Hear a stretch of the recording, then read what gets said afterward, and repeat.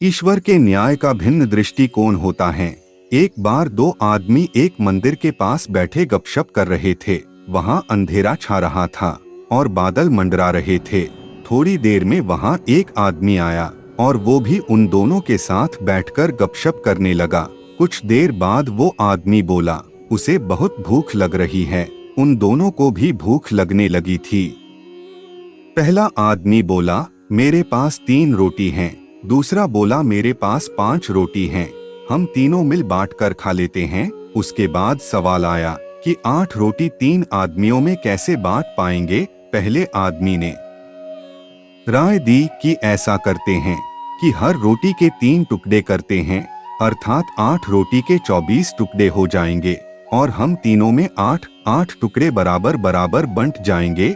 तीनों को उसकी राय अच्छी लगी और 8 रोटी के 24 टुकड़े करके प्रत्येक ने 8-8 रोटी के टुकड़े खाकर भूख शांत की और फिर बारिश के कारण मंदिर के प्रांगण में ही सो गए।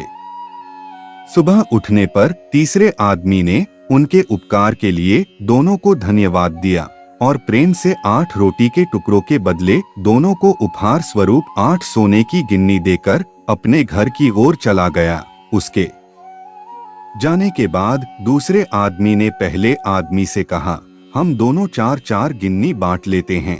पहला आदमी बोला, नहीं, मेरी 3 रोटी थी और तुम्हारी 5 रोटी थी। आठों में 3 गिन्नी लूंगा, तुम्हें 5 गिन्नी रखनी होगी। इस पर दोनों में बहस होने लगी। इसके बाद वे दोनों समाधान के लिए मंदिर के पुजारी के पास गए और उन्हें समस्या बताई तथा समाधान के लिए प्रार्थना की। पुजारी भी असमंजस में पड़ गया। दोनों दूसरे को ज्यादा देने के लिए लड़ रहे हैं। पुजारी ने कहा, तुम लोग ये 8 गिन्नियां मेरे पास छोड़ जाओ और मुझे सोचने का समय दो, मैं कल सवेरे जवाब दे पाऊंगा।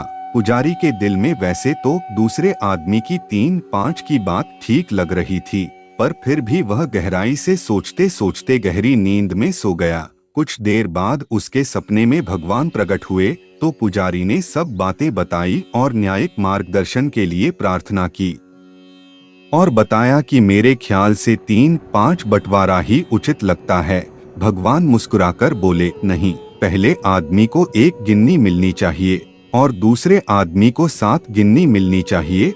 भगवान की बात सुनकर पुजारी अचंभित हो गया और अचरज से पूछा, प्रभु ऐसा कैसे? भगवान फिर एक बार मुस्कुराए और बोले, इसमें कोई शंका नहीं कि पहले आदमी ने अपनी 3 रोटी के 9 टुकड़े किए, परंतु उन 9 में से उसने सिर्फ 1 बांटा और 8 टुकड़े स्वयं खाया, अर्थात उसका त्याग सिर्फ 1 रोटी के टुकड़े का था, इसलिए वो सिर्फ 1 गिन्नी का ही हकदार है। दूसरे आदमी ने अपनी 5 रोटी के 15 टुकड़े किए, जिसमें से 8 टुकड़े उसने स्वयं खाए और 7 टुकड़े उसने बांट दिए, इसलिए वो न्यायानुसार 7 गिन्नी का हकदार है। ये ही मेरा गणित है और ये ही मेरा न्याय है।